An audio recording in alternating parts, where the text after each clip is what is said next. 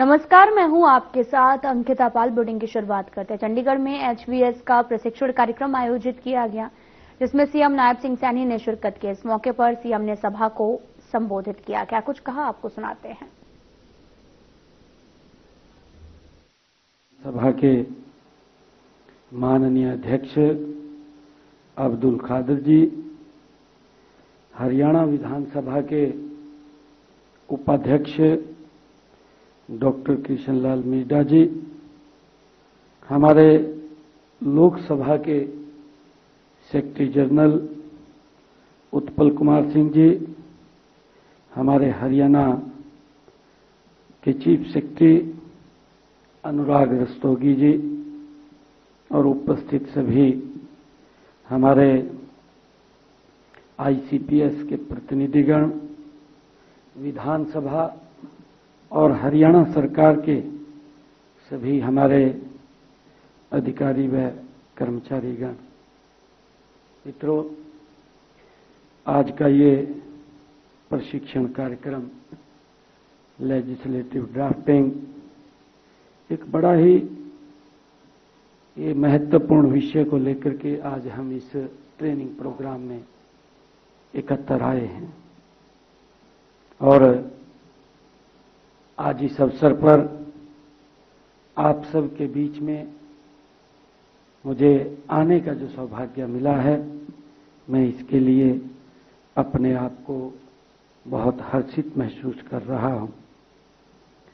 आज से हम सब विधायी ड्राफ्टिंग पर 2 दिवसीय ये प्रशिक्षण के इस कार्यक्रम जो शुरू हो रहा है, इसमें हम बैठ करके विभिन्न विषयों पर चर्चा करने वाले हैं। मेरा सौभाग्य है कि इस कार्यक्रम के आरंभ में ही माननीय हमारे लोकसभा के अध्यक्ष ओम बिड़ला जी हमारा मार्गदर्शन करने के लिए हम सब के बीच में पधारे हैं। मैं अपनी ओर से हरियाणा के 2 करोड़ 80 लाख लोगों की तरफ से और आप सब की तरफ से मैं ओम बिड़ला जी का यहाँ पधारने पर बहुत बहुत स्वागत और उनका अभिनंदन करता हूँ। आपकी उपस्थिति इस कार्यक्रम की गरिमा को बढ़ा रही है, साथ ही हम सबको ये प्रेरणा भी मिल रही है। मैं इस कार्यक्रम के आयोजन के लिए विशेष तौर से हमारे विधानसभा के स्पीकर साहब, संवैधानिक एवं संसदीय अध्ययन संस्था नई दिल्ली, उसको मैं बधाई देना चाहूँगा। यह केवल एक प्रशिक्षण का कार्यक्रम नहीं है, क्योंकि लगातार हम जब इस प्रकार के ट्रेनिंग प्रोग्राम से जुड़ते हैं तो हमारे में और निखार आता है। अगर किसी विषय को लेकर के जितनी चर्चा, जितनी डिबेट उसके ऊपर होगी,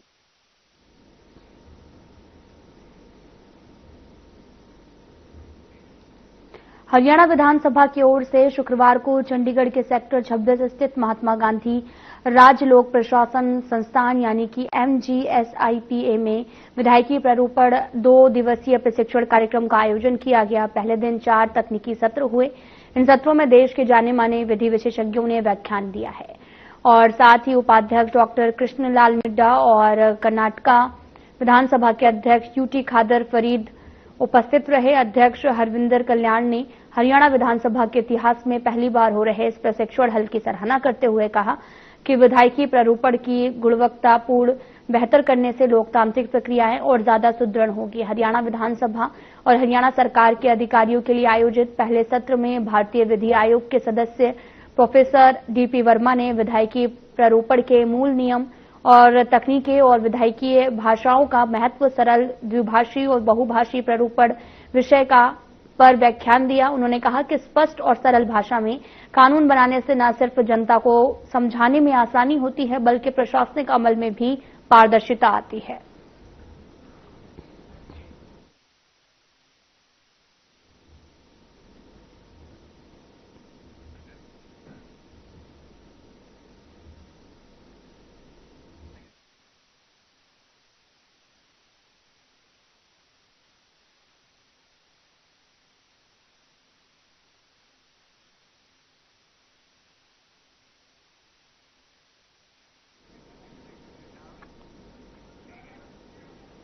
लोकसभा स्पीकर ओम बिरला ने प्रशिक्षण शिविर के बाद में कहा कि भारत की संसद और हरियाणा विधानसभा ने संयुक्त तत्वाधान में लेजिस्लेटिव ड्राफ्टिंग प्रशिक्षण कार्यक्रम आयोजित किया जा रहा।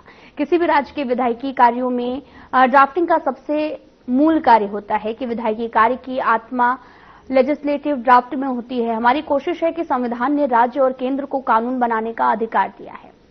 कानून का शासन लोगों को न्यायिक अधिकार मिले और इसके लिए राज्य सरकार कानून बनाती है। जरूरत पड़ने पर इसमें संशोधन भी होता है। प्रासंगिक न रहने वाले कानूनों को भी समाप्त करती है। सरकार जब कानून लाए तो कानून की भाषा सरल हो ताकि आम आदमी को कानून की भाषा सरल भाषा में कानून की भाषा समझ आ सके। और हरियाणा विधानसभा के संयुक्त तत्वाधान के अंदर लेजिस्लेटिव ड्राफ्टिंग प्रशिक्षण कार्यक्रम आयोजित किया जा रहा है। किसी भी राज्य के विधायिक कार्य के अंदर लेजिस्लेटिव ड्राफ्टिंग का सबसे मूल कार्य होता है और ये कहें तो उस विधायिक कानून की आत्मा लेजिस्लेटिव ड्राफ्टिंग के अंदर होती है। हमारी कोशिश है कि संविधान में राज्य और केंद्र को कानून बनाने का अधिकार दिया है। राज्य में भी समय समय पर राज्य के सामाजिक आर्थिक और समय समय में परिस्थितियों के अनुसार कानून का शासन लोगों को न्यायिक अधिकार मिले। राज्य सरकार समय समय पर कानून बनाती है, आवश्यक होने पर कानूनों में परिवर्तन भी करती है।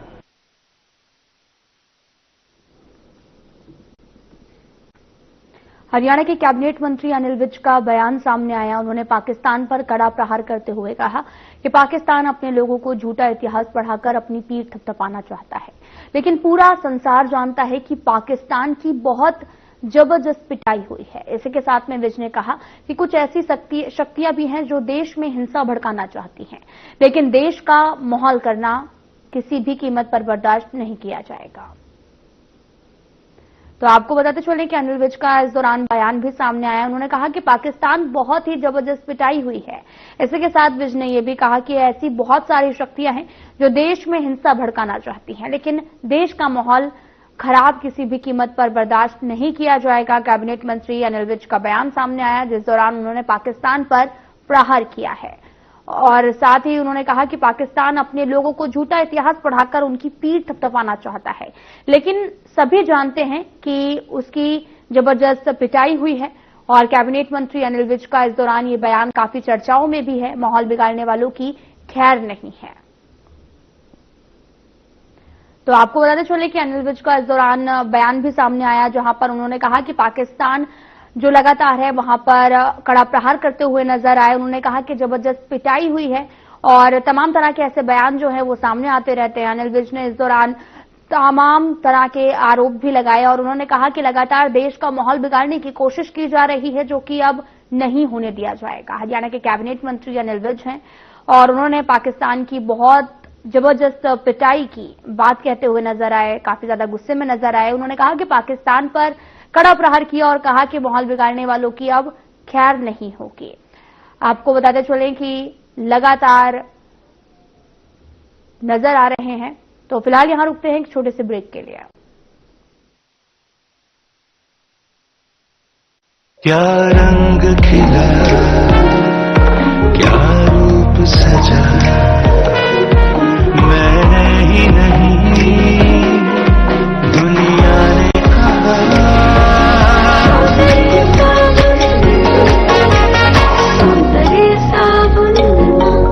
2047 में कैसा होगा विकसित भारत का विकसित उत्तर प्रदेश? क्या आप चाहते हैं कि कृषि क्षेत्र में नवाचार और पशुधन की समृद्धि से बढ़े अन्नदाता की आमदनी? गांव-गांव तक पहुंचे चौड़ी सड़कें, हवाई यात्रा के लिए किसान की जेब में हो पैसे, विश्व स्तरीय शिक्षा और वर्ल्ड क्लास इलाज, बढ़े उद्योग, रोजगार, नौकरी और अपना व्यापार, रिन्यूएबल और ग्रीन एनर्जी हो यूपी में फुल, ताकि कभी न हो पत्ती गुल। डीप टेक, एआई और इलेक्ट्रॉनिक संसाधनों का बिछे जाल, सांस्कृतिक धरोहर का पुनर्जागरण और गौरव काल।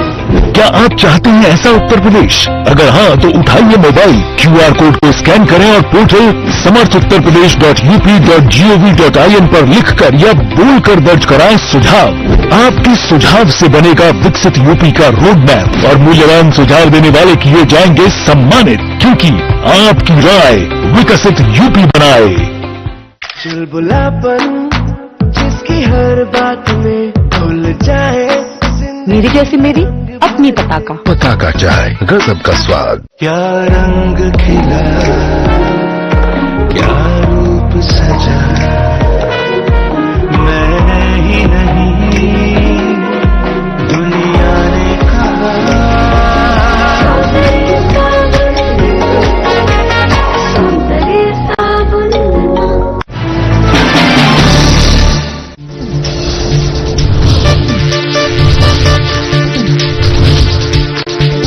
साधना इंस्टीट्यूट के छात्र हर साल नए नए जगहों पर, नए नए संस्थानों पर काम करने के लिए जाते हैं, उन्हें प्लेसमेंट मिलता है और साथ ही साथ वो संस्थानों का और साधना इंस्टीट्यूट का नाम भी रोशन करते हैं। तो अगर आप इलेक्ट्रॉनिक मीडिया, मास कम्युनिकेशन में अपना करियर बनाना चाहते हैं तो साधना इंस्टीट्यूट आपके लिए एक सबसे बढ़िया विकल्प है।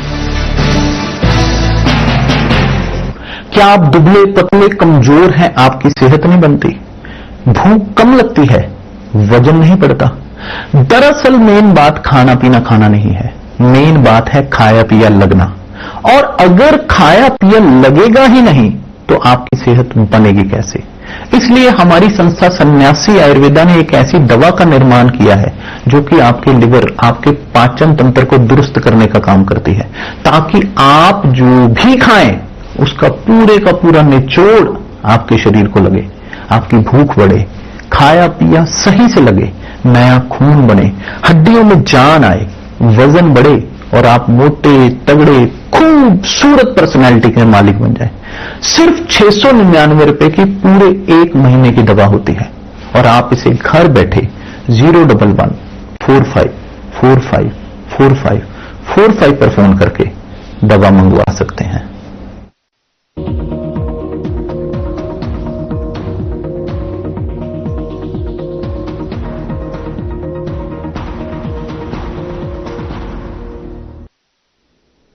ब्रेक के बाद स्वागत है आप सभी का। रुख करते हैं खबरों की तरफ। 17 सितंबर से 2 अक्टूबर तक प्रधानमंत्री नरेंद्र मोदी के जन्मदिन के उपलक्ष्य में बीजेपी द्वारा सेवा पखवाड़ा मनाया जा रहा है और उसी के तहत मंडल स्तर पर सेवा पखवाड़े के तहत कई कार्यक्रम आयोजित किए जा रहे हैं। और इसी कड़ी में गांव मिर्चपुर के सामुदायिक स्वास्थ्य केंद्र में सेवा पखवाड़ा मनाया गया, जिसमें बीजेपी के प्रदेश प्रवक्ता शमशेर सिंह ने शिरकत की। और सेवा पखवाड़े के दौरान बीजेपी का उद्देश्य ग्रामीणों और खासतौर पर महिलाओं के स्वास्थ्य पर जोर देना रहा, उन्हें जरूरी चिकित्सक सेवाएं प्रदान करना रहा।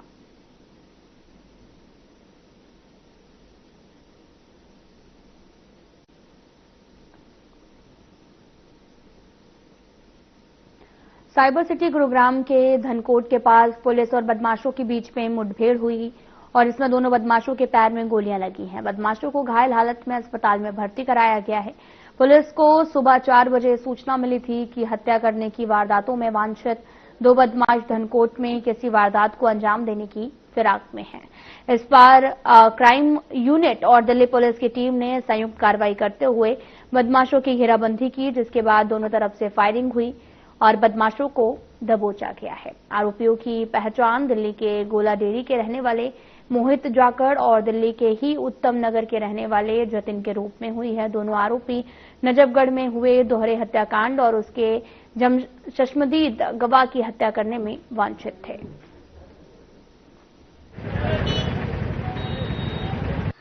इस मामले में गुरुग्राम पुलिस के पास एक इन्फॉर्मेशन थी कि दिल्ली के हत्याकांड में 2 वांछित आरोपी हैं जो गुरुग्राम में किसी घटना को अंजाम देने की फिराक में है। तो इसमें दिल्ली पुलिस की टीम के साथ में गुरुग्राम पुलिस लगातार कोऑर्डिनेट कर रही थी। तो गुरुग्राम पुलिस की क्राइम ब्रांच सेक्टर 40 और दिल्ली पुलिस की टीम के द्वारा एक ज्वाइंट ऑपरेशन इस मामले में किया गया था। ये दोनों एक्यूज एक बाइक से उस एरिया में देखे गए थे, तो इनको जब नाके पर रुकवाने की कोशिश की गई तो इनके द्वारा भागने की कोशिश की गई और पुलिस पार्टी के ऊपर फायर किया गया। पुलिस टीम के द्वारा इनको सरेंडर करने के लिए वार्निंग दी गई, तो वार्निंग फायर भी पुलिस के द्वारा किए गए थे। ये लोग नहीं रुके और इनके द्वारा लगातार फायरिंग है वो पुलिस के ऊपर की जाती रही। पुलिस के द्वारा इस मामले में जवाबी कार्रवाई की गई और जवाबी कार्रवाई के दौरान फायरिंग के दौरान दोनों ही एक्यूज को एक एक गोली इनके पैरों में लगी है। दोनों को घायल अवस्था में सरकारी हॉस्पिटल में पुलिस द्वारा एडमिट कराया गया।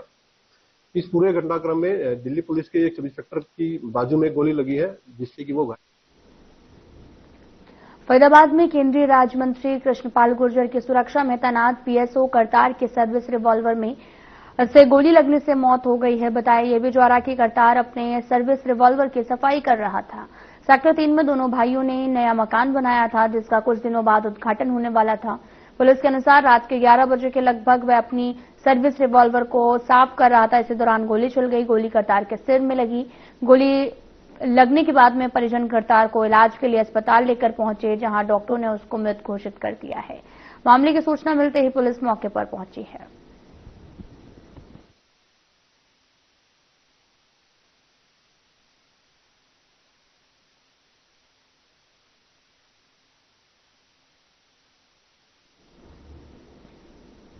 ओवरलोड वाहनों के खिलाफ कड़ी कार्रवाई करते हुए सीएम फ्लाइंग और आरटीए विभाग संयुक्त टीम ने तोसाम में अचानक से चेकिंग अभियान चलाया। इस दौरान पत्थरों से भरे 2 ओवरलोड डंपर पकड़े गए। दोनों डंपरों को इंपाउंड कर रोडवेज वर्कशॉप तोशाम में बंद कर दिया गया। करीब 1,64,000 रुपए का भारी जुर्माना लगाया गया। आरटीए विभाग के उप निरीक्षक ईश्वर सिंह ने बताया कि यह कार्रवाई अचानक से की गई, जिस कारण दोनों ओवरलोड डंपर टीम की गिरफ्त में आ सके। उन्होंने ये भी कहा कि समय समय पर इस प्रकार के अभियान चलाकर ओवरलोड वाहनों को जब्त किया जाता है।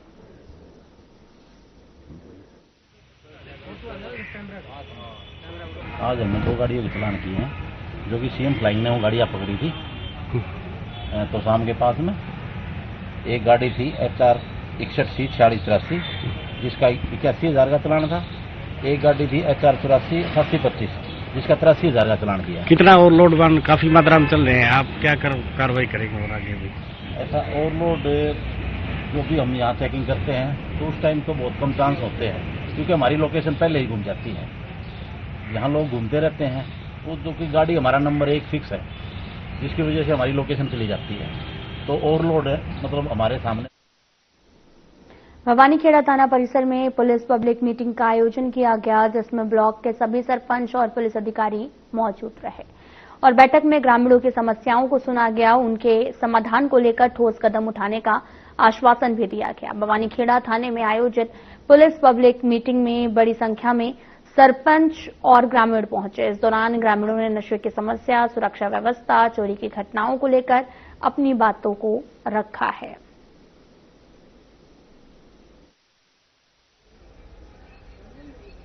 जी, आजकल जो थानेदार शिविर की सब मीटिंग हुई आज, और सभी जो क्राइम हो रहे हैं, जो बढ़ रहे हैं नशा से और कैसे, उसी के बारे में हुई थी चर्चा सारी। जो भी गाँव हो हमको सबको उसको समझाएंगे, जो अच्छी लाइन पे लेके जाएंगे उसको।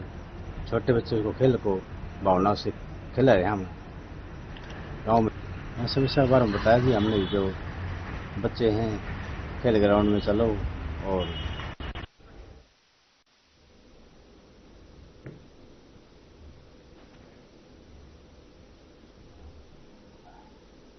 फिलहाल बुलेटिन में इतना ही। नमस्कार।